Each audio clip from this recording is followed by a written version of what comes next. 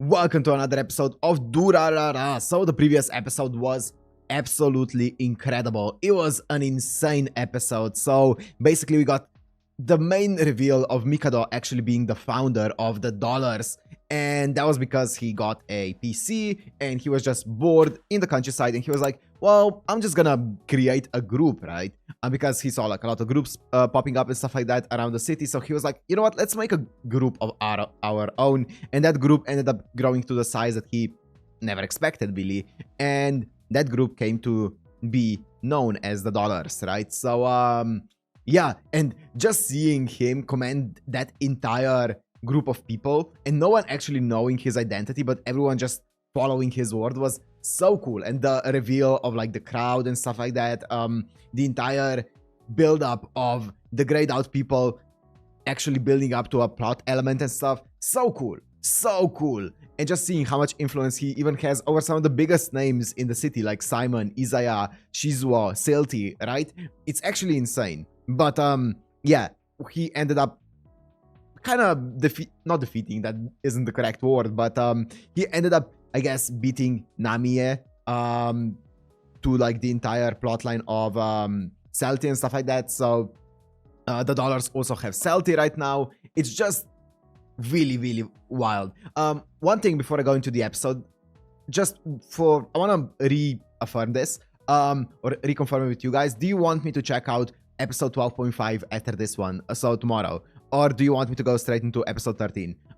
Currently I am leaning towards watching 12.5 tomorrow and then 13 next week, but let me know if there's like, if you have like a strong preference to that. Anyways, yeah, I'm really excited to see what they're gonna end up doing, because the previous episode ended on such a cliffhanger with Seiji, you know, holding a scalpel and about to run at Mikado, and then it ended the episode, which that was a cruel ending. So let's see what they're gonna do, how they're gonna carry out, you know, the story from here on out, what's gonna happen with Seiji and stuff like that. So let's see it. Anyways, if you wanna watch this, Uncut and Unblurred, as always, on my Patreon down in the description, and let's go into Durarara episode 12. Everything's relative? Okay, Einstein.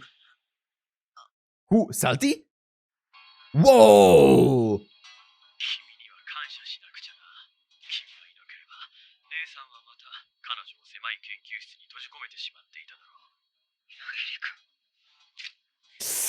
The thing is, she still feels pain, even if she can't die from it.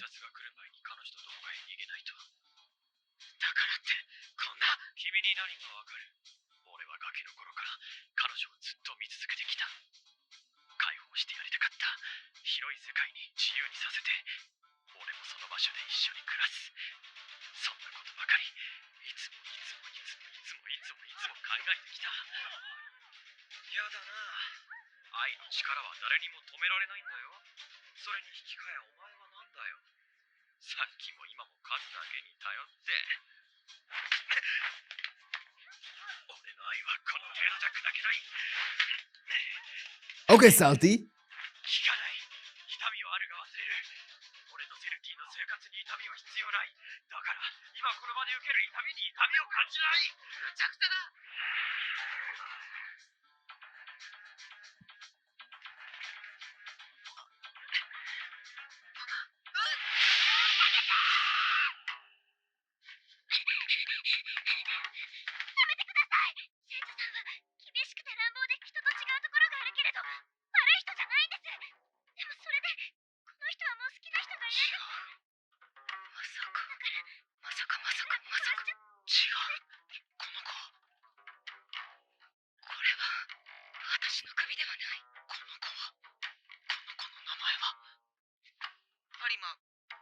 Yes.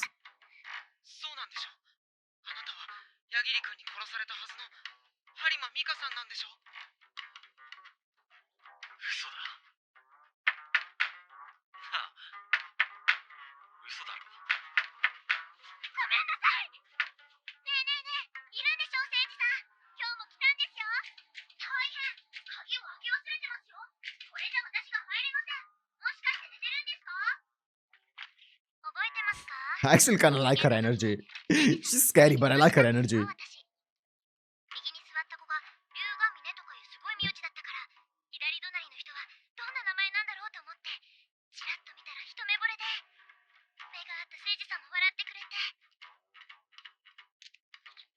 Bro!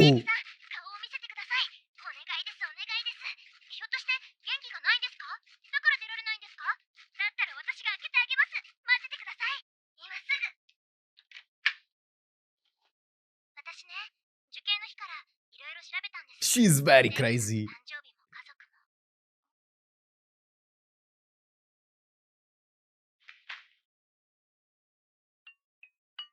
So now we're seeing this.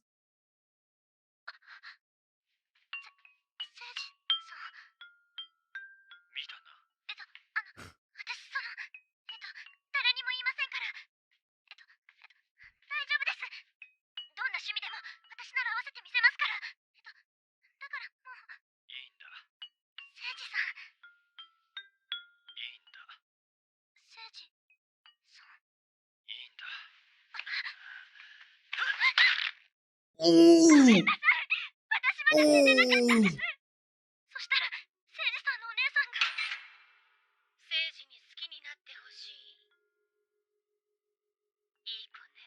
She was pretending this entire time? Yes. He knew. This fucker knew. I knew he knew. That's why she remembered the name.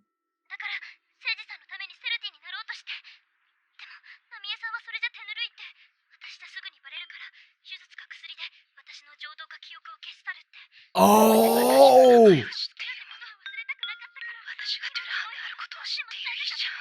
She's putting it together.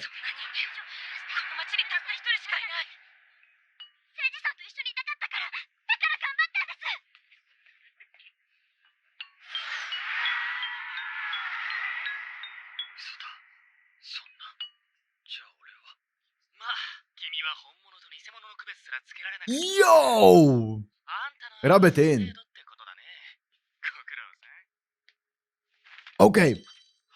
So that explains why she looks so much like Mika. Like, okay, it could have been like a coincidence and stuff like that to be like, oh, they kind of look similar. Because apart from their eye, I think their eyes were different color, and I think that's kind of like it, basically, right? Apart from that, she looked indistinguishable from the picture of Mika that we've seen. So it makes sense why she looks so much like Mika. It's because it is Mika's head. Oh my god. All this time, it's been Mika's head. Now, the question is, who's been texting her? Why they've been texting her? My theory was that it's Izaya, right? Who's been texting her all this stuff? Oh yeah, it was Izaya. We know that it is Izaya. Now the question is why? Are my theories correct about why Izaya's been texting her? Is it because he just wanted her to be paranoid? To kind of avoid Namiya and stuff like that? I don't know. And obviously, now the biggest question is, where is the real head of Celty, right? What happened to that head? I'm guessing Namiya has it, or maybe she sent it to the American company, but I don't think so. I think she has it. Shinra obviously knew everything about this. Like the theory was, right, that Shinra actually knows everything, and the way that he's talking to Celty definitely feels like he's trying to get her to not explore this head topic anymore, right? To let it go. So that makes sense. Wow, and Celty figured it out as well.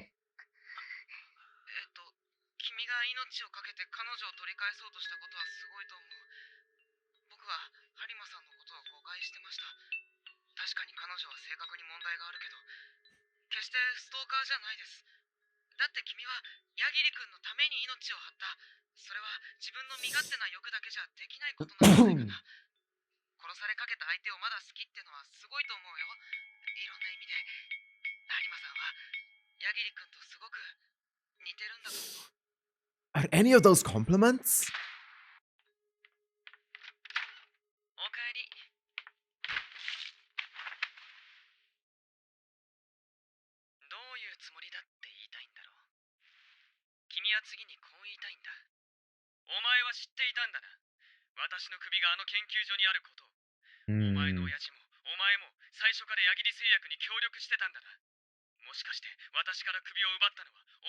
Oh, that makes sense, yeah.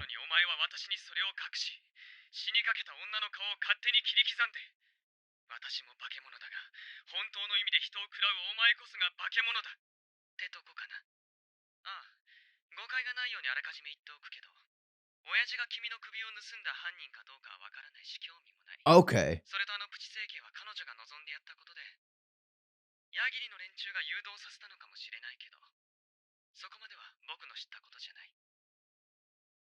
お前は私の考えていることがわかるのか、かな。わかるよ。君のことが20年も好きだったんだ。これぐらいのことはわかる。何を今さら。ならばなぜ今まで首のありかを黙っていたのだ。君が好きだから。だからこそ首のありかを黙ってた。首を手に入れたら君がどこかへ行ってしまう。 Exactly what I said, yeah. それが僕には耐えられない。君の幸せのためなら諦めるとは言わないよ。これは君と僕との愛をかけた戦いだ。僕は決して君を話はしない。そのためなら他人の愛も死も僕自身も矛盾してるようだが、君の思いすらも利用してみせる。 Master manipulator right there. 私はたとえ首が戻ってもお前の元から離れてるよ。たとえそれが君の意志だとしても、首の意志だとは限らない。 Oh, that's 考 why. えたんだ。 Ah. 世界で妖精である君が人間の前に姿を現しているのか。首を失ったからこそ君はこの世に具現化することができた。 Oh, that's hella selfish. ならば首を手に入れて記憶を取り戻した君は、まるで今までのことが幻だとでも言うように、煙のように But that's, yeah, but that's not your choice to make, Shinra. 怖いんだ。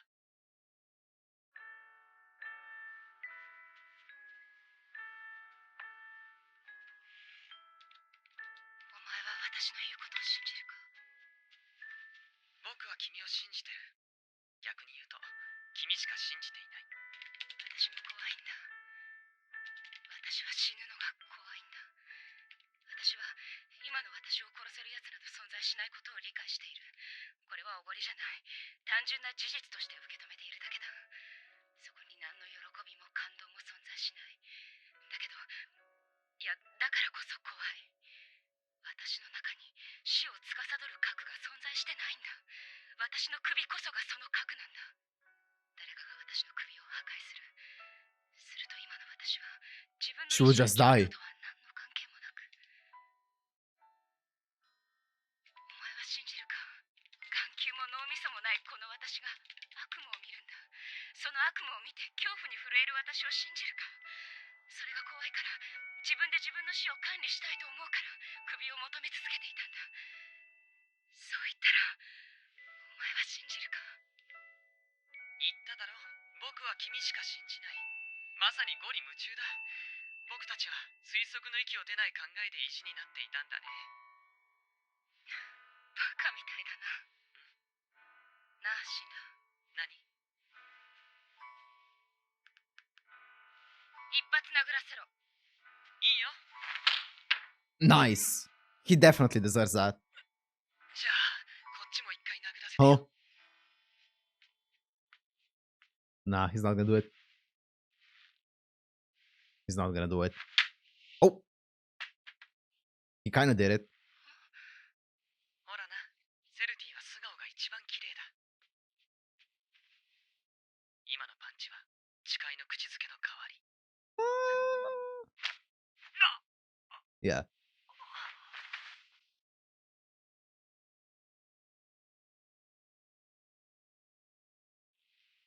泣いてるのかい？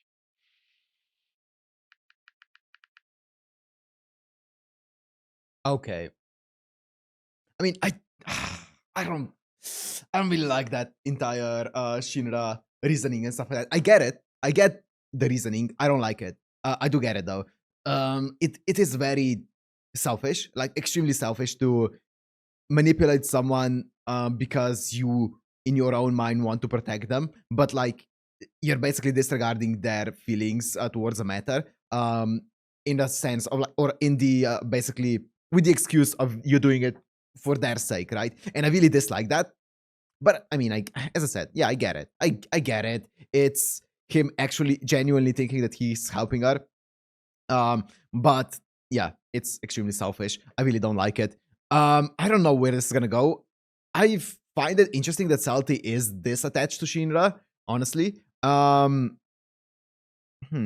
I wonder what she actually feels towards him. Like, what kind of emotion? Like, is it just gratitude that he's helping her and, like, you know, letting her stay there?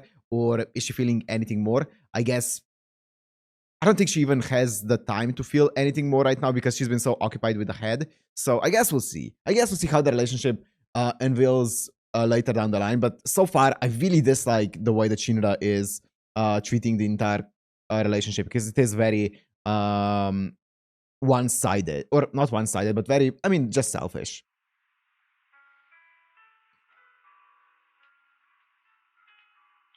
しかしすごいよね。 He definitely shouldn't be making decisions in her stead without asking her first. よう、イザヤ。おう、ドタチン、久しぶり。やめろ、その呼び方。ところでさ、ダラーズの名前の由来知ってる？ドルをよこせとかそういうんじゃねえのか？それが違うんだよ。この組織ってのは基本的に何もしない。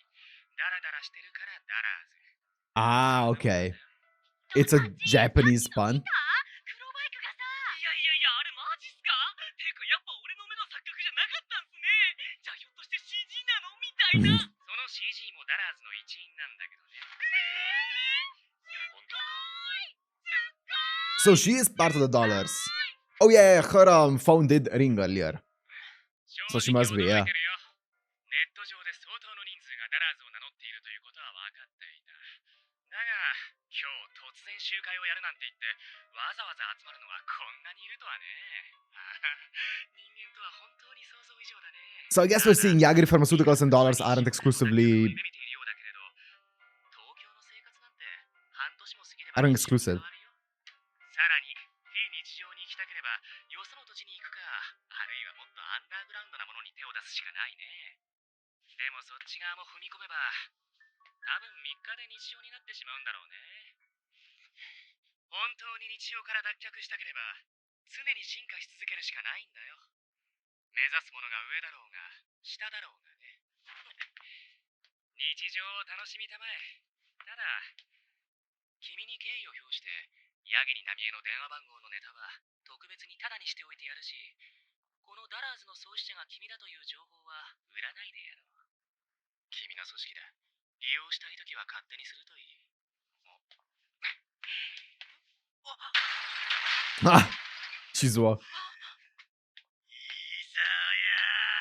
そろそろ引き上げ時らしいね。じゃあ頑張れよ。田中太郎くん。てめえ、待ちやがれ。 Tanaka Taro. Oh, he knew. まさか。So he was Tanaka Taro. Makes sense. Makes sense. Okay. Oh, Tom. 何かのネットで見たんだが、昨日ダラーズの集会があったんだってよ。それがさ、なんとサイモンと静雄もダラーズの一員だったらしい。しかもあの黒バイクがなんか首がなくて、壁を走って大釜を出して、なんつうかブワーって感じですごかったらしいぞ。ちっともわからないよ。そして彼らにも。俺はお前を愛していない。だけど、お前を見ている限り、俺は彼女への愛を忘れることはない。だから俺はお前の愛を受け入れる。いつか彼女を取り戻す。 God, what a toxic relationship is forming here. Jesus fucking Christ. Wow. こんばんは。晩は待機してました。どうもです。今日は眠いんで早めに退散させてもらいます。はあ、寝不足？徹夜でもしました。ちょっと。カンラさんはまだみたいですね。カンラさんは来るんですかね。あ、なんか休養が入ってしまったみたいです。ああ、そうですか。すいません。お先に失礼します。お疲れ様です。悪いね、お楽しみのところ。 Oh! 急な仕事だよ。 Whoa! She's Satan? 私の日常もいつもと同じだ。 Whoa! 会いたくない人間に偶然出くわすのも Yo! いつもと変わらない。 I don't want to meet. いや、幽霊ってのはコソコソとして突然ドロンと出るから怖いのであって、あれだけ派手に登場したんだ。もうあんたを怖がる奴はいないさ。そういや、結局誰も殺さなかったね。あのガマって何？切れないの？ That's what I've been asking. No answer?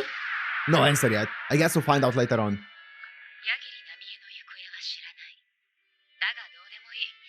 私は私。何ら不足はない。いつも通りの日々。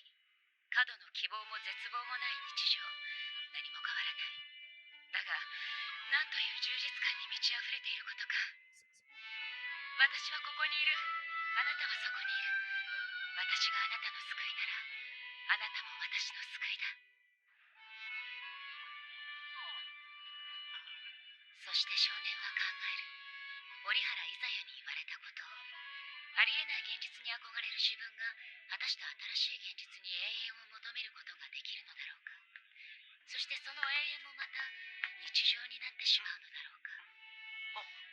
悪かったな、いろいろと。ありがとね。Bro.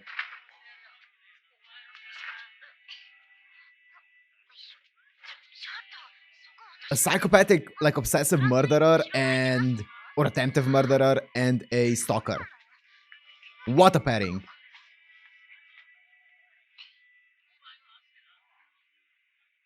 と彼女は以前のように播磨美香と共に行動することはなくなるだろう。それがいいことなのか、彼女自身にしかわからないことだ。だが本当にそうか。結局人は人の心などわからないのだろうか。常に進化し続けるしかない。あの男の言葉が頭に響く。あれだけ大胆なことをやった後、自分には何でもできると思っていた。なのに少年は微塵も予測していなかった。同じクラスの女子を遊びに誘うのがこれほど勇気のいることだとは。I was not expecting that one. 少年が少女を見つけるまであと30秒。少年が少女を口説いている親友を見つけるまであと35秒。少年が親友を蹴り飛ばすまであと45秒。少年が少女にお茶を断られるまであと74秒。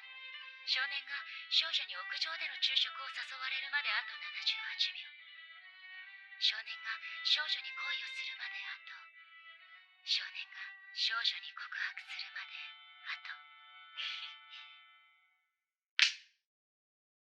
しかし、あんたもバカなことをしたね。弟の歪んだ恋心のために全てを不意にしてと。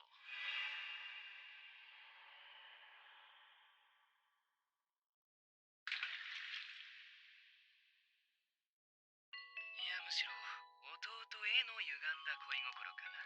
でさ、やばいんじゃないの？ネブラと吸収合併でしょ？挙句にこんなの持ち出しちゃったらさ、マフィアとかもしくは凄腕のスナイパーなんかが。 Wait.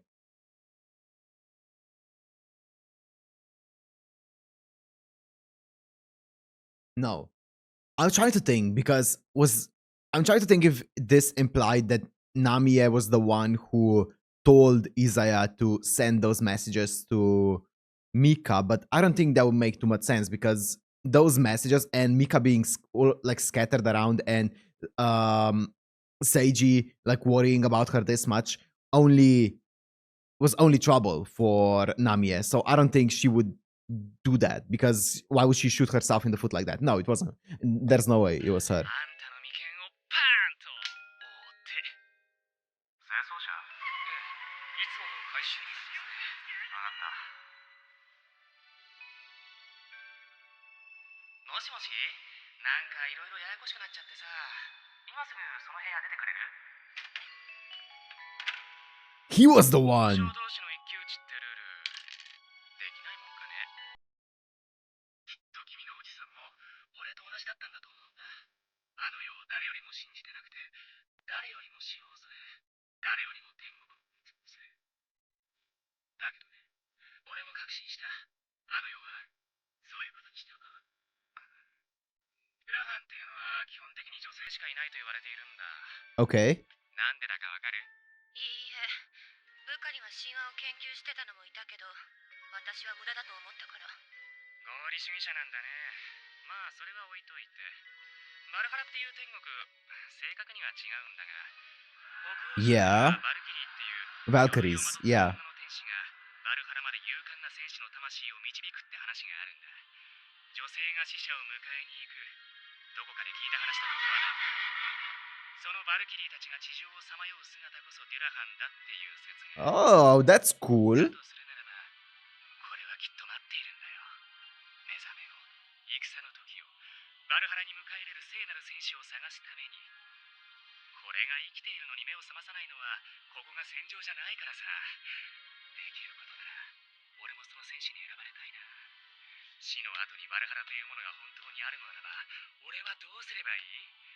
俺が紛争地域とかに行って活躍できるとも思えない。ならば、俺にしかできない戦を起こすまでだ。そうだろ？俺はなんて幸運なんだろう。天国を信じず、天国から遠い生き方をしてきたこの俺が、それゆえに地上に落ちた死の天使に出会えるとはね。そんな、全部あなたの推測じゃない。信じる者は救われるよ。それにこれは保険だって言ってるじゃないか。それが地獄だとしても、苦しみしかないとしても、そこに俺が存在するなら構わない。だがまあ、できることなら天国の方がいいよな。ねえナミヤさん、みんなで天国に行こうよ。これはダラーズの一員として俺が預かる。東大元暮らし。まさかセルティも首が自分の所属する組織にあるなんて思わないだろうね。そうだ、あんたもダラーズに入ればいい。俺たちのボスは来る者は引きずり込むって方針でね。もっとも途中から人を集め始めたのは俺だけど、地上に落ちた天使を俺たちの手で羽ばたかせてやろうじゃないか。ねえ。No, this is gonna get so insane. What the fuck? That's it. Okay. Wow. Wow, what a way to end it. That's not a bombshell necessarily, but it feels like a big change in the story, right? With that ending of the episode. So my main question is, what does Izaya even want? I feel like we still, after all this time, like, if he were after money, that would be easily explained, right? That would be such an easy way to explain this entire, like, his entire efforts of going into stuff, like, doing everything that he's doing, but he doesn't seem to care much about money, at least from what we've seen. It doesn't seem to fit his character to be like, oh yeah, he's after money, right? It could just be that he just wants chaos, but, like, is it that simple? Is there no, like, actual concrete reason? Is it just like, oh, he wants to have fun, he wants to he craves chaos? I guess that's similar to what Mikado's feeling in a bit of a different way, right? Mikado isn't necessarily craving chaos, at least not yet. He's just craving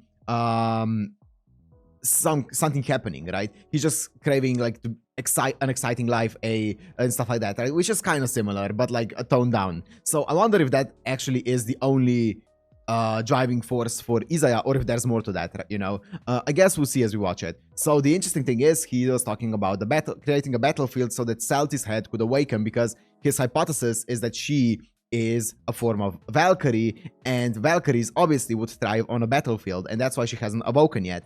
That would be interesting. Now, the big thing as well is that he is the one who's in possession of the head, right? Interesting. And also the way that he's talking to Namiya seems like here he was, well, I don't know if it's Namiya just being dejected because of everything that's happened, but he definitely felt like he had the upper hand over Namiya. In the previous exchange, it felt like they were kind of like equals, but here it definitely felt like he had the upper hand. But my guess is that is because of Namiya failing, like the entire debacle that just happened earlier, right? With Mikado. So that's really, really interesting. My main questions are, how are Sonohara and Kida gonna come into this? Because I'm sure they are gonna be very relevant in, like, the future. As I said, my hypothesis or my theory on Sonohara being the slasher still stands, because she looks almost identical as the silhouette of the slasher that we saw. So we're gonna see more about that. Like, by the way, we saw the slasher for, like, a minute, and that's it. Not even a minute, probably, and that's it. And then we haven't heard about the slasher at all. Nobody's mentioned the slasher. We haven't seen them anywhere yet, so I'm still waiting for that to be explained. But as I said, my guess is Haruna and Sonohara are the slashers. Whatever they even are, I don't know. Sonohara feels very, very detached from, you know, the entire situation there. And what I mean by that, you know, Mikado, Kida, and Sonohara seem to have like a trio of like a friendship trio there, but it feels like Sonohara is just not present in that trio, right? She just seems like she's always thinking about something completely outside of that trio. She's just there for like to have some background noise, you know. It doesn't actually feel like she's engaging in that trio at all. At least that's the vibe that I get from her. So I want to see what actually happens. I find it interesting that Mikado actually, I mean, I guess it makes sense. He has a crush on her. I talked about Shinra before. I'm not going to go into that again. I feel like a lot of the relationships here are very strange, right? Obviously, the Sonohara and Mikado one is like a teenage relationship that's kind of like, it makes sense. But also, as I said, Sonohara definitely feels like the strange one. Even though Mikado is very much also regarded, you know, not normal. Let's say just he isn't normal at all. But also, obviously, the relationship between Seiji and Mika is extremely toxic. And then also, I don't really like the relationship between Celty and Shinra when it comes to, or not that I don't like it. Well, yeah, I don't like it from like a, you know, a normal moral standpoint. I like it from the story standpoint. It's very interesting, but I feel like it's gonna be, yeah, I don't like it from a moral standpoint. I really wish better for Celty. That's all I'm gonna say. But apart from that, what else was I gonna say? Oh, Mikado. Yeah, that's what I was gonna say. One thing that I really like with Mikado is that even though he is obviously very powerful when it comes to his connections, when it comes to like his information and stuff like that, there's still so many things that he either doesn't know. There's still people who sometimes have an upper hand against them. Let's say it like that, right? Izaya here, right? Seems like he definitely is the one pulling the strings for the entire city right now, even though he did get bested a bit, or I guess he did get kind of surprised with the entire Mikado situation in the previous episode. Here, he definitely feels like he has everything in control now. And also, in the previous episode, we saw when Mikado was talking to Namie, he didn't actually know what happened with Mika. He was kind of guessing and making up a story to intimidate Namie, right? But he was wrong. He said that she killed Mika. I guess he didn't know that Seiji was the one who killed her. Like, his story that he was giving Namie was actually quite incorrect. Some of the information in it was quite incorrect. So, yeah, that was interesting that he was, that he had those information that weren't fully correct. I really like the fact that, you know, he wouldn't know everything. Even if his information net is really, really extensive, he wouldn't know every single detail. So I really like the fact that they are, you know, showcasing that he sometimes he just makes up some information that he's lacking with sometimes wrong information, you know. That's really, really cool. But yeah, anyways, very cool episode. Next one's gonna be 12.5 probably, unless you guys want me to go into 13, but we'll see. Anyways, hope you guys enjoyed. If you did, make sure to like, comment, subscribe, and I'll see you in the next one. Peace.